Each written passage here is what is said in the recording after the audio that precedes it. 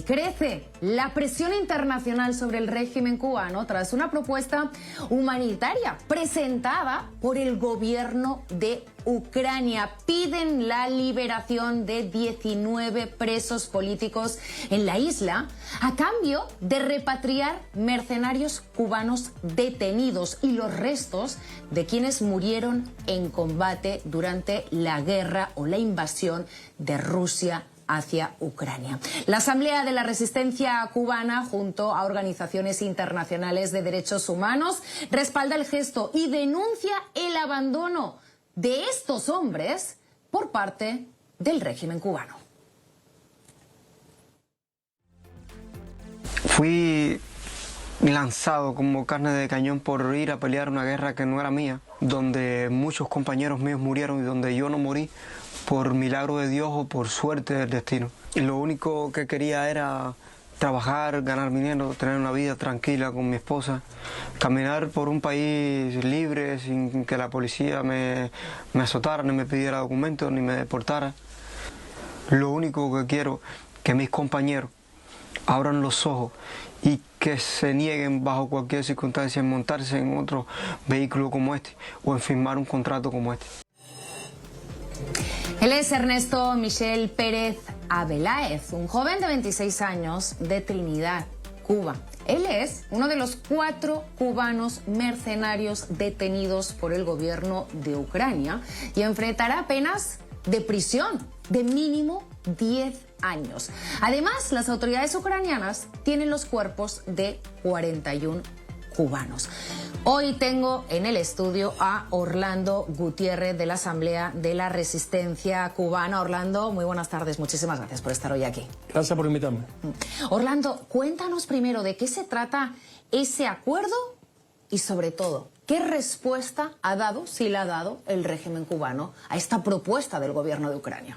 Bueno, hay que entender que desde el comienzo de la invasión genocida de Rusia en contra de Ucrania, que ya son casi 4 años de guerra, periódicamente ha habido intercambios de presos entre Ucrania y Rusia, al igual que ha habido intercambio de presos entre Israel y el grupo terrorista Hamas. Es algo que se acostumbra en el escenario internacional.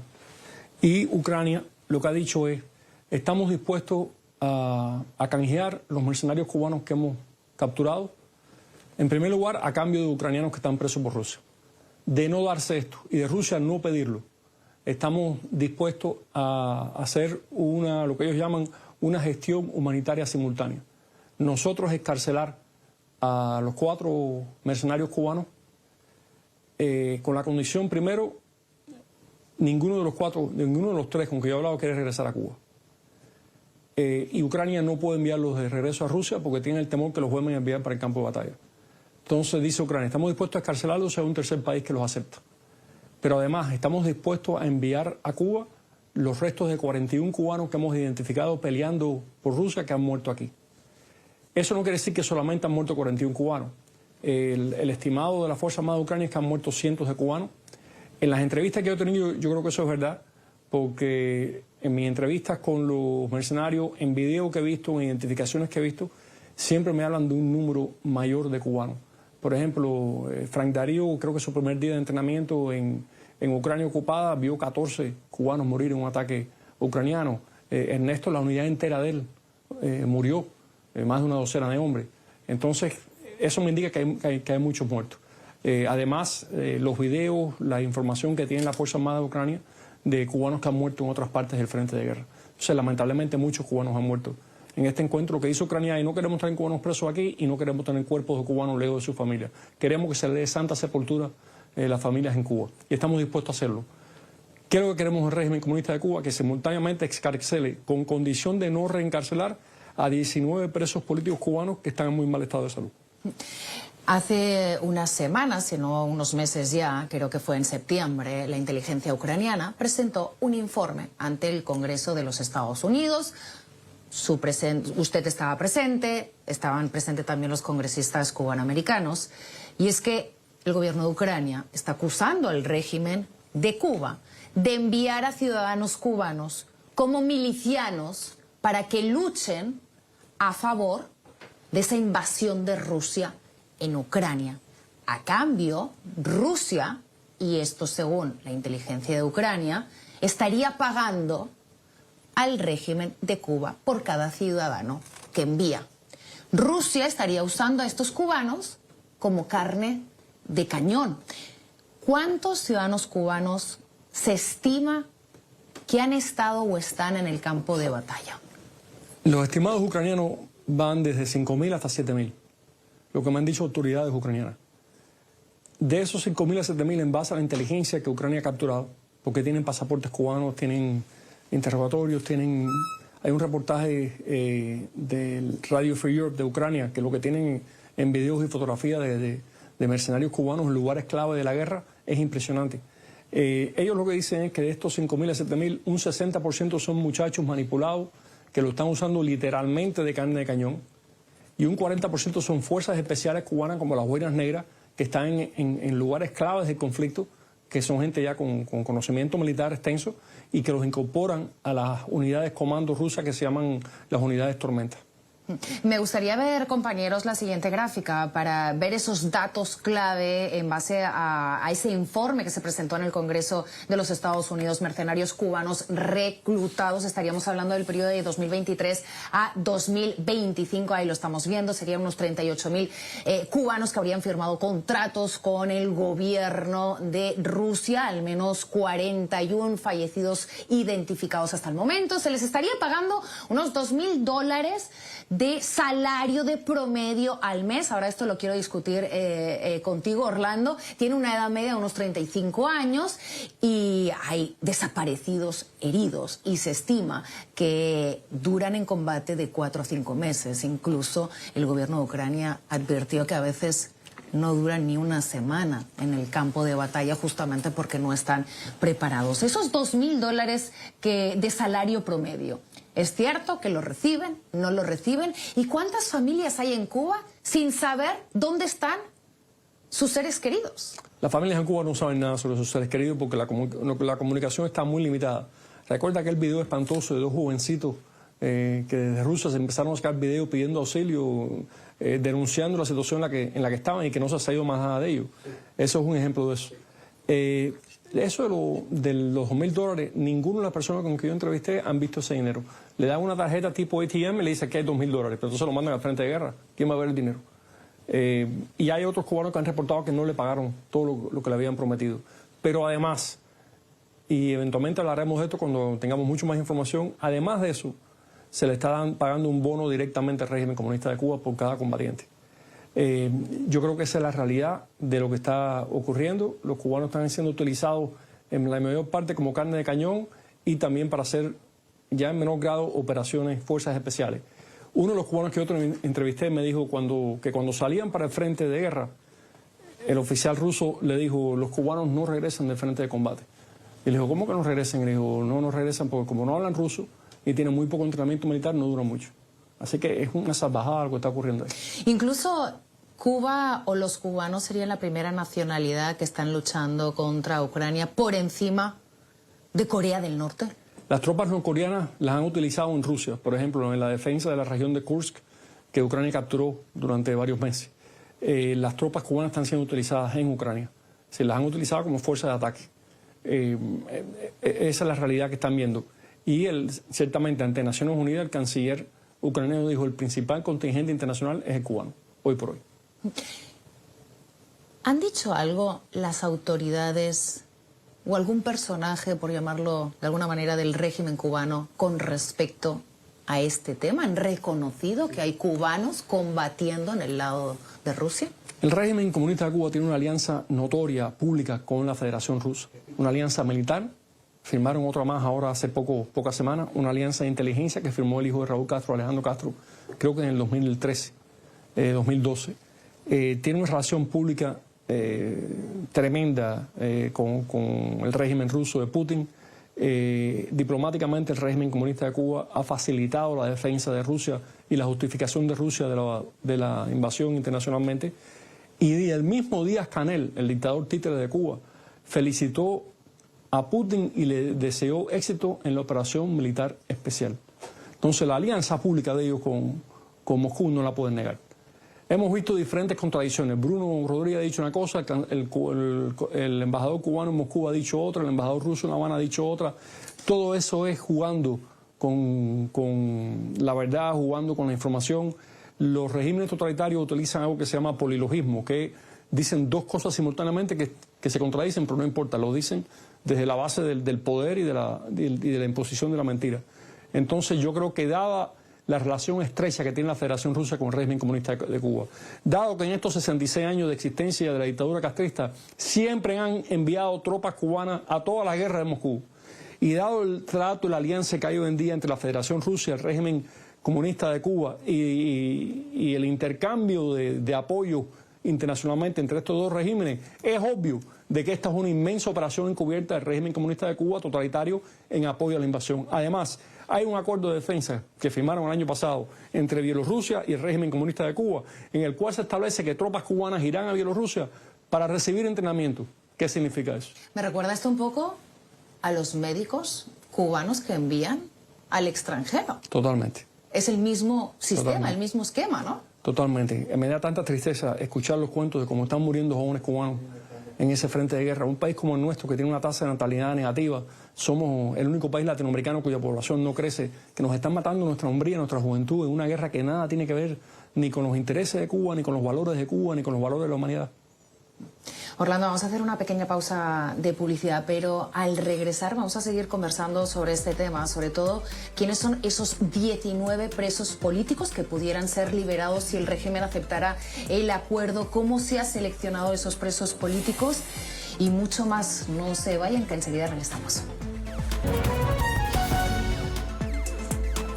Y seguimos con más de Club de Prensa Miami, y es que Ucrania propone liberar a 19 presos políticos cubanos en la isla a cambio de repatriar a mercenarios cubanos detenidos en Ucrania y también restos de mercenarios cubanos fallecidos en combate. Un gesto respaldado por la Asamblea de la Resistencia Cubana y otras organizaciones de derechos humanos. Hoy estamos conversando con varios de los actores involucrados en este delicado proceso diplomático y humanitario que una vez más incide en el régimen cubano. Tengo en los estudios a Orlando Gutiérrez de la Asamblea de la Resistencia Cubana, con el que conversábamos en el anterior bloque. Sin embargo, ahora se unen a esta conversación también Dragos Dolanescu, presidente del Frente Hemisférico por la Libertad, y también tengo al otro lado del teléfono a René Bolio, presidente de la Comisión Mexicana de Derechos Humanos. Muchísimas gracias a ambos por estar hoy aquí. Quiero empezar con usted, Dragos. Usted propone ubicar a los mercenarios cubanos liberados en un tercer país. ¿Qué opciones reales existen hoy y qué países han mostrado disposición a recibirlos? Y muy buenas tardes, estimada señora. Muy buenas tardes a don Orlando, a don René. Efectivamente, es un tema que se está trabajando con mucha delicadeza, con mucha fineza, por la situación compleja que tiene esta problemática, debido a que en muchos países latinoamericanos en este momento están en procesos electorales y que la acogida de estos mercenarios, que aunque no han, las mismas autoridades ucranianas los quieren liberar porque se ha demostrado que no han matado absolutamente a nadie, y que en su gran mayoría estos muchachos son muchachos campesinos que no tienen bagaje militar y que han sido enviados a luchar en una guerra que no es la de ellos, los mandan, como usted mismo lo dijo, como carne de cañón. Entonces es bastante compleja la situación. Entonces el Frente Hemisférico por la Libertad está tomando las medidas, ha estado hablando con diferentes gobiernos, no solamente latinoamericanos, también hemos pensado en gobiernos europeos. Señor Dolanescu, ¿qué riesgos enfrentarían estos hombres si regresan a Rusia o a Cuba? Bueno, evidentemente si los mandan a Rusia, inmediatamente los van a mandar otra vez de carne de cañón a morir en el frente, como han muerto los otros jóvenes que han enviado insulsamente a luchar una guerra que no es de ellos. Y la tristeza, que aquí es donde está la complejidad, del asunto es, imagínense que estos muchachos estos jóvenes prefieren estar en una cárcel ucraniana en medio de una guerra que les aseguran las 3 comidas diarias que regresar a Cuba. Eso es solamente para que nos imaginemos la tragedia humanitaria que se está viviendo en la isla actualmente, que jóvenes prefieren estar en una cárcel en un país que está en medio de la guerra que regresar a su propia patria. Para mí eso demuestra mucho en qué termina y cuál es la herencia real de estos gobiernos dictatoriales comunistas. Señor Bolio, usted analizó los expedientes y seleccionó los 19 casos más urgentes entre los presos políticos cubanos. Hay un listado de 19 personas, puedo leer algunos nombres: Luis Manuel Otero Alcántara, Michael Castillo Pérez, Miguel Díaz Bauza, Ángel de Jesús Vélez Marcano. Son solo 19 personas, sin embargo, pues hay más de 1000 presos políticos en estos momentos privados de su libertad en la isla. ¿Cuáles fueron los criterios humanitarios y también legales para determinar pues esta selección? Sí, bueno, lo primero es que hay más de 1000 personas hoy en Cuba como presos políticos, es decir, que están en prisión por sus ideas o por acciones totalmente lícitas y legales.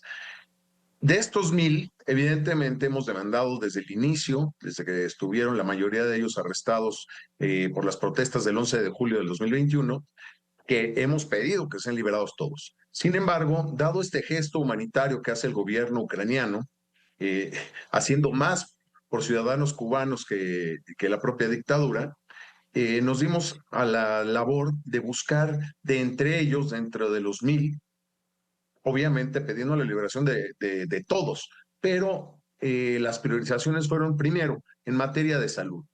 Hay muchos de ellos que tienen problemas graves de salud, que ponen en riesgo incluso su vida. 2, la notoriedad de sus casos. Por ejemplo, Lisandra Góngora, que es madre de 5 hijos, da la notoriedad de los problemas que enfrentan dentro de la cárcel. Por supuesto, todos son injustos, todos deberían estar libres, pero entonces seleccionamos estos 19 nombres que son los más notorios en riesgo, que tienen en riesgo su salud, que tienen en riesgo su vida, si permanecen dentro de prisión. Esta liberación parcial también, por supuesto, vendría acompañada de una exigencia de no volverlos a encarcelar, como ha pasado en repetidas ocasiones, ya que el régimen cubano también suele usarlos como moneda de cambio. Entonces los libera por obtener algún tipo de concesión, los recaptura, los vuelve a liberar. Entonces tenemos un problema ahí también porque nadie confía en el régimen cubano. Sin embargo, estamos pidiendo que, pues ya que 4 de los sobrevivientes de los miles que han enviado a morir a Ucrania podrían ser liberados, son vidas cubanas, y de la misma manera el gesto humanitario de hacer el esfuerzo de repatriar los restos de al menos 41 cubanos que han sido identificados, que están muertos, para que sus familias le puedan dar santa sepultura. Entonces, este tipo de gestión, por supuesto, es discriminar de alguna manera positivamente, ¿no? Es cuáles son los presos políticos cubanos que más necesitan estar fuera de prisión por estar en riesgo su salud y su vida.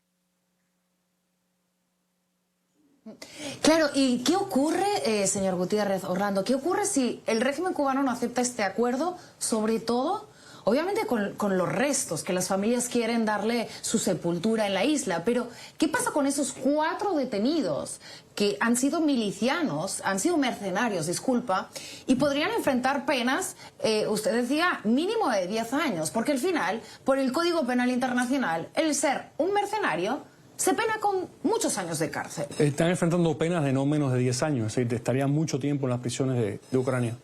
Y aunque todos ellos me dijeron que los ucranianos los habían tratado bien desde el momento de la captura hasta el momento que yo los entrevisté, de todas maneras son hombres jóvenes que están siendo alejados de la vida, encarcelados por muchos años. Así que sería una forma de salvarle tiempo en la prisión a estos muchachos, pero también, sobre todo, que esas familias en Cuba puedan tener tranquilidad y saber que enterraron los huesos de sus seres queridos. Por parte de los presos políticos, si el régimen comunista de Cuba no acepta y no hace esta gestión benéfica, esto ya es parte de la situación internacional del conflicto de Ucrania, que tiene una gran atención internacional, y Ucrania va a seguir insistiendo en este caso. Así que esos 19 presos políticos cubanos van a ser más conocidos que nunca. A mí me gustaría preguntarles, señor Dolanescu, Bolio, muchas veces hemos visto cómo ha intercedido la Iglesia Católica para justamente poder liberar, a veces yo diría que liberar falsamente, porque parece un poco al régimen venezolano, salen y entran otros, o a veces los han liberado, sin embargo al cabo de pocos meses se inventan una excusa y vuelven a entrar. ¿Han pensado en contactar o están en conversaciones para que este acuerdo sea aceptado por el régimen cubano, en contactar a la Iglesia Católica, señor Bolio? No hemos todavía establecido ese contacto porque estamos esperando alguna señal de respuesta de la dictadura cubana. Sabemos que es difícil, pero precisamente este tipo de difusión hace que se les obligue a tener algún tipo de respuesta. Sabemos dos cosas. Lo primero es el desprecio que tienen por la vida humana y la vida de los propios cubanos, ¿no? Tan es así que los venden o los arriendan para que mueran allá en Ucrania. Y también sabemos que participan activamente de una trata de personas, tanto como mercenarios, como médicos, como marineros, incluso como entrenadores deportivos. Todo esto es una especie de trata humana perfeccionada por el régimen cubano. Ahora bien, la Iglesia Católica sería un elemento importantísimo, pero primero tenemos que ver algún gesto de respuesta de la dictadura. Esperemos tenerlo pronto, al menos un rechazo, pero por lo pronto estamos evidenciando claramente, uno, que mandan a cubanos a morir a Ucrania, y dos, que hay presos políticos que deben ser liberados de inmediato.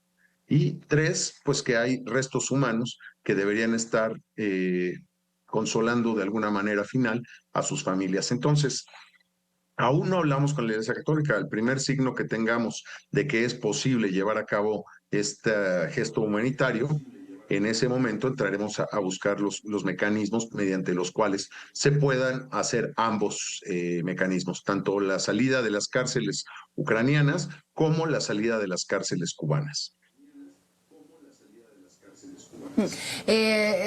Señor Dolanescu, supongo que habrá mucha expectativa entre las familias, no solo de los que fueron o son mercenarios cubanos, los que están en Ucrania, sino también de esos presos políticos, de ese listado de 19 presos que pudieran ser liberados si el régimen cubano acepta este acuerdo.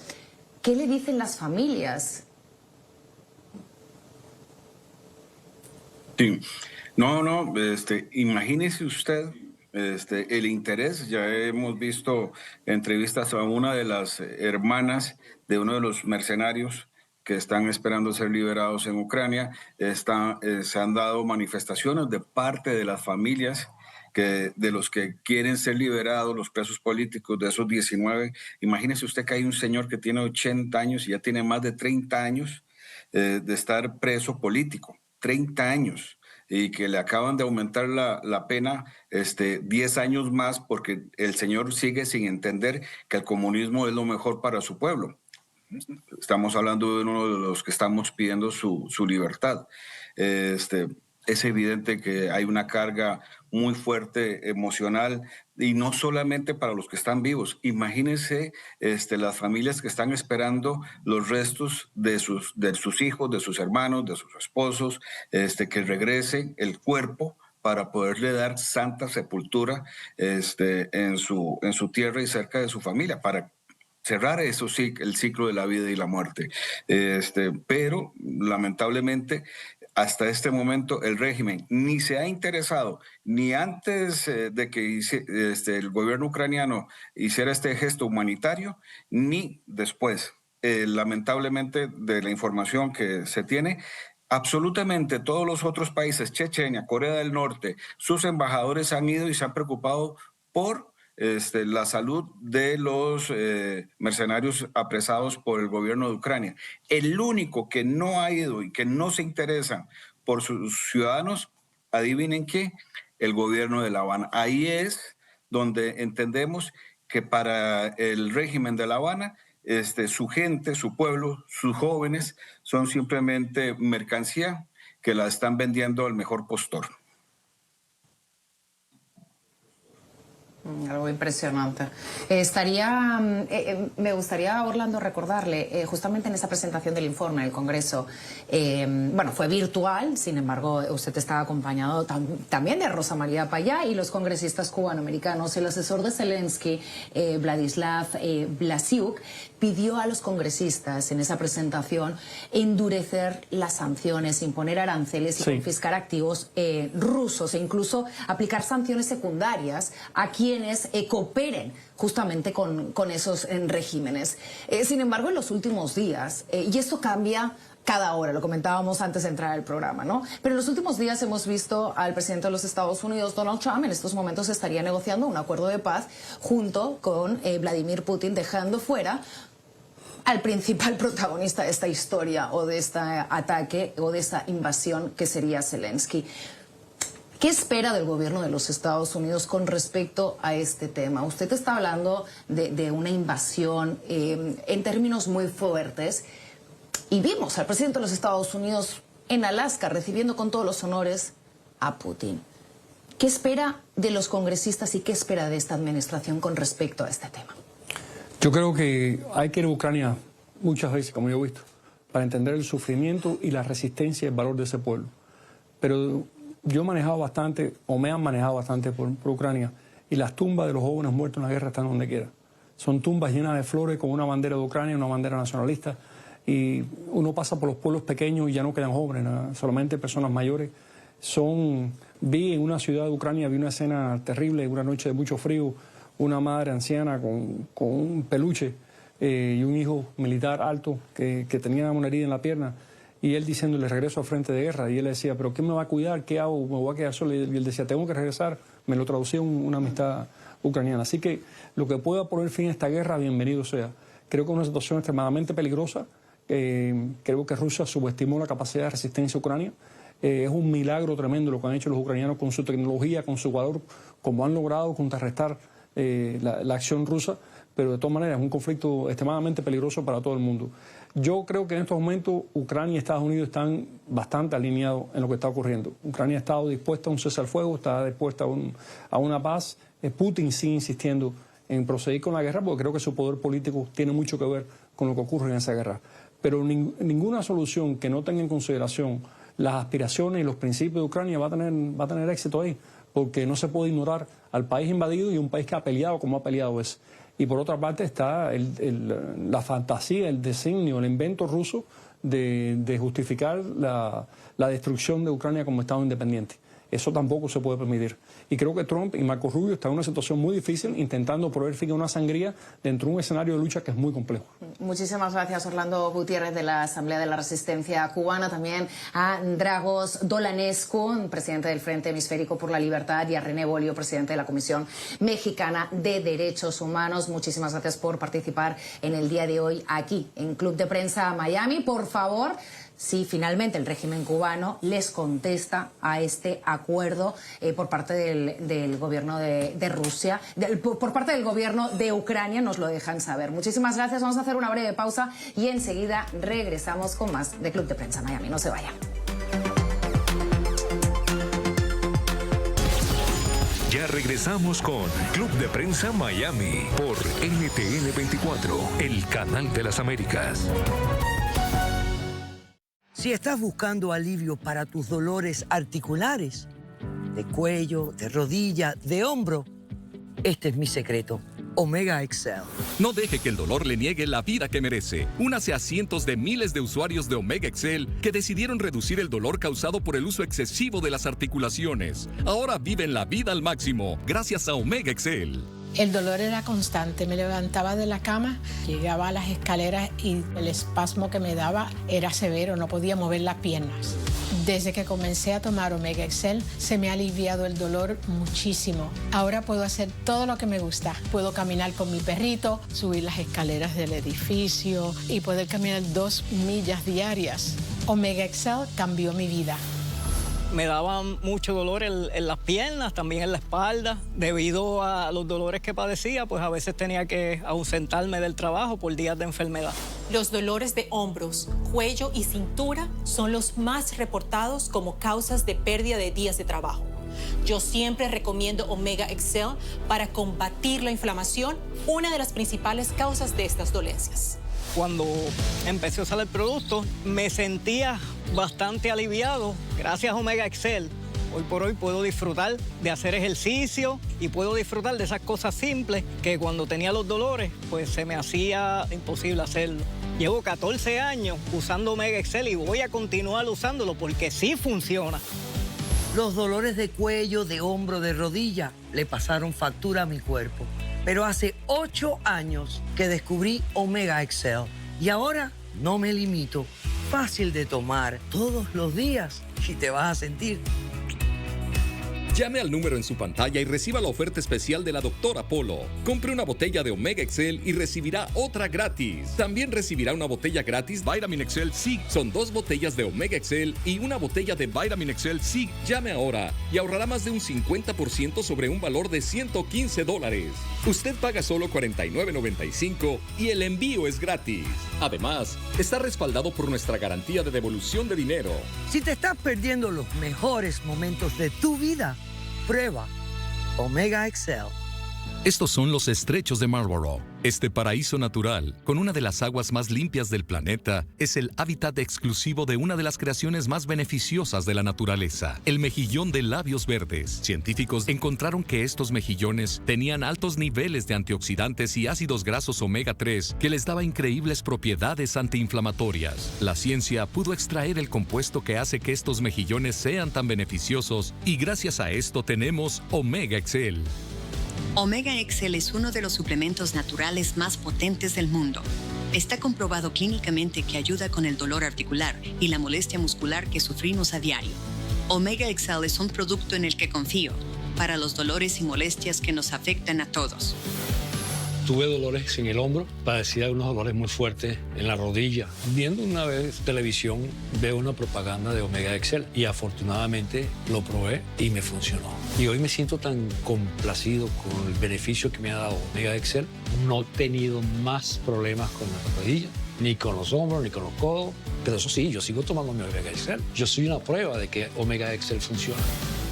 Soy capitán de una embarcación, requiere mucha actividad física, afectando las coyunturas, el área del hombro, las rodillas. Esos dolores empezamos como que a aprender a vivir con ellos. Esta botellita es potente. Hoy por hoy, llegando al trabajo, llego aceitado, como decimos los boricuas. Tengo lubricación, me ha extendido la vida útil, con más deseos de trabajar. Prueba Omega Excel.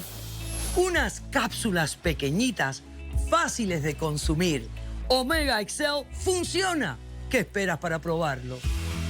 Llame al número en su pantalla y reciba la oferta especial de la doctora Polo. Compre una botella de Omega Excel y recibirá otra gratis. También recibirá una botella gratis Vitamin Excel SIG. Son 2 botellas de Omega Excel y una botella de Vitamin Excel SIG. Llame ahora y ahorrará más de un 50% sobre un valor de $115.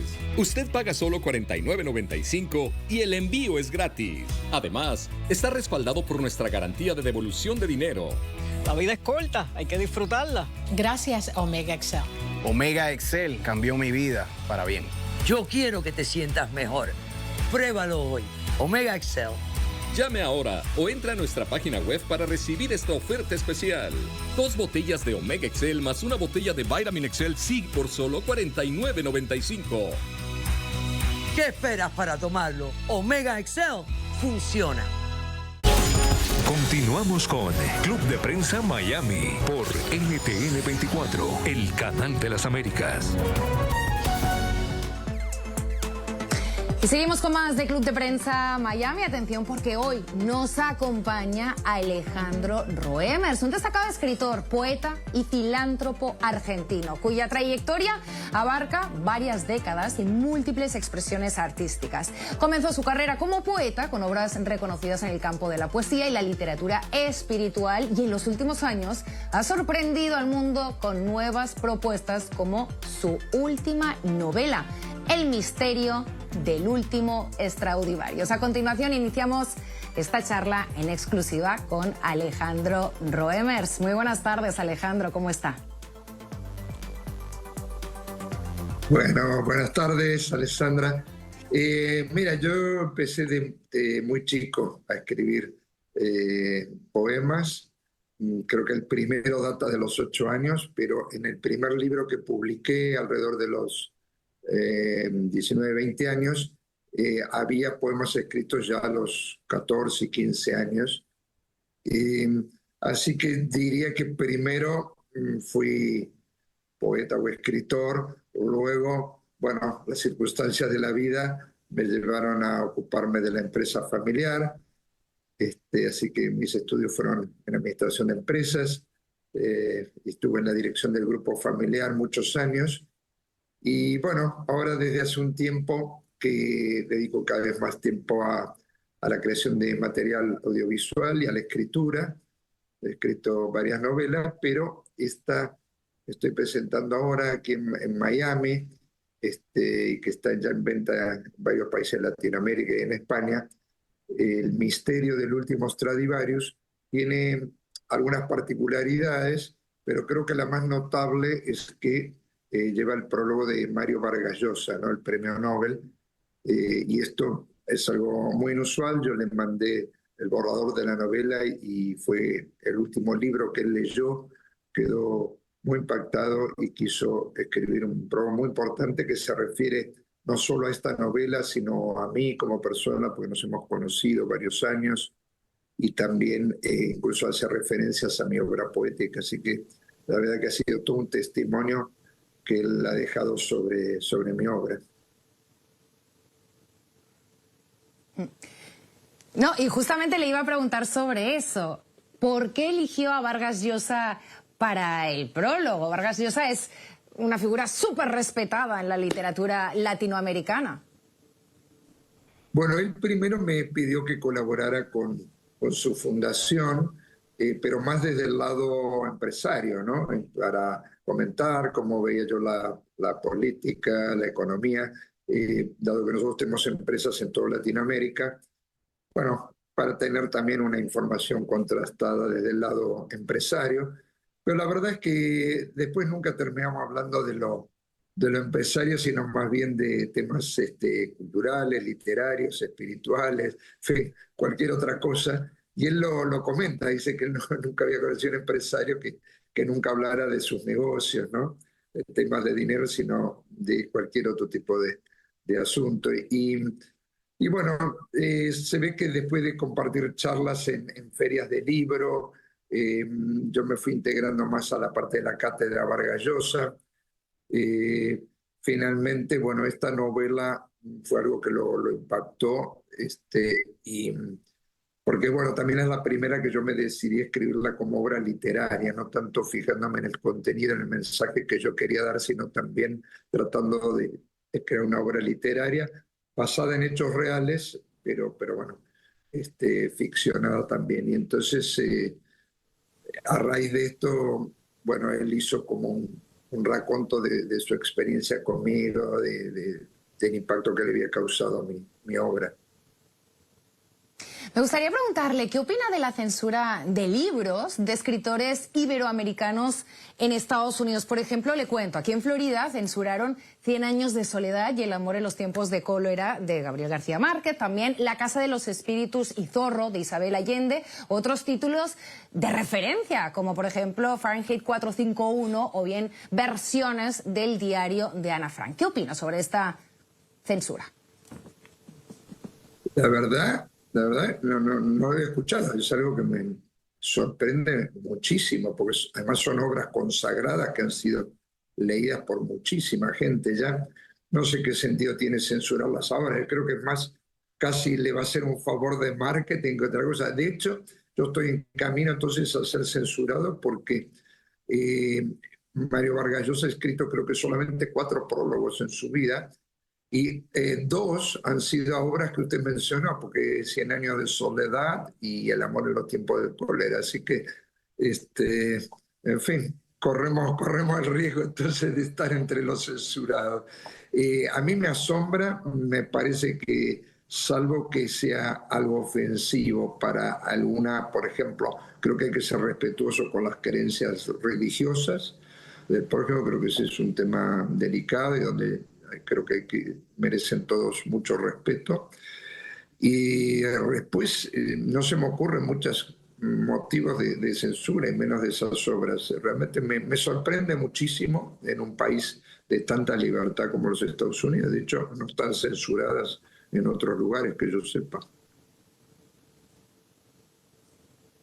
Alejandro, usted además de escritor ha trabajado en la empresa familiar, la farmacéutica, de hecho más importante de Argentina, Laboratorios Roemers, y justamente la administración de Donald Trump anunció nuevos acuerdos comerciales con Argentina y otros países latinoamericanos enfocados justamente en reducir aranceles y fomentar un poco las inversiones en sectores estratégicos de cada país. En el caso de Argentina, justamente el acuerdo incluye la eliminación de aranceles para productos argentinos clave como bienes farmacéuticos. ¿Planea Roemers aumentar sus exportaciones a Estados Unidos tras esa eliminación de aranceles de productos farmacéuticos argentinos? Realmente no lo sé. Ayer vi también, leí esta noticia, pero habría que ver qué es lo que realmente no se produce en Estados Unidos, porque bueno, yo sé que la oferta en Estados Unidos es muy variada, pero sí es cierto que muchos productos no se producen. De hecho, durante la pandemia aquí había escasez de algunos productos farmacéuticos importantes, clave, y era que no se producían aquí. Yo creo que el gobierno está tratando un poquito de sobrellevar esto y tener varias fuentes de abastecimiento, y Argentina en ese sentido tiene un abastecimiento muy, muy amplio con fabricación local en Argentina, no solo nuestra planta, sino que bueno, hay muchas plantas de industrias locales que producen muy buena calidad y a muy buen valor. Y yo creo que hay un deseo también de Estados Unidos, pues seguramente, de tener un abastecimiento de buena calidad, buen precio, sin ser productos necesariamente traídos desde Oriente, de la China o de la India, poder tener, digamos, otras fuentes. Así que me parece interesante, habrá que ver luego en lo concreto, porque muchas veces se abren estas puertas, pero luego hay tanta barrera para arancelaria o restricción que al final no se termina concretando en cantidades importantes, ¿no? Nosotros hasta ahora exportamos a Estados Unidos muy poco, nada más que algunas materias primas y demás, pero hasta ahora no ha sido posible exportar mucho hacia aquí. Alejandro Roemers, muchísimas gracias por estar hoy aquí en Club de Prensa Miami. Ha sido un placer conversar con usted, escritor, poeta y también empresario. Gracias, Alessandra. Muy buenas tardes. Vamos a hacer una pequeña pausa comercial y enseguida regresamos con más de Club de Prensa Miami.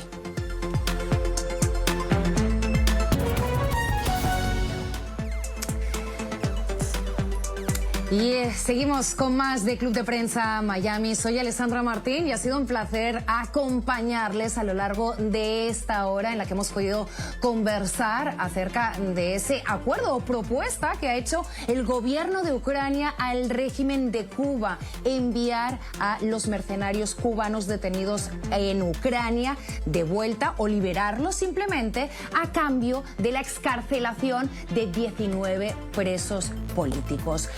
El régimen cubano de momento no ha contestado, sin embargo, si dice a favor o si contesta al gobierno de Ucrania con respecto a este acuerdo, nosotros como siempre vamos a estar para informarles de todo. Ha sido un placer, como les decía, acompañarles en esta tarde. Sin embargo, les sigo invitando a que sigan conectados a toda la programación de NTN 24 a través también de nuestras plataformas de redes sociales. Soy Alessandra Martín, que acaben de pasar una feliz tarde.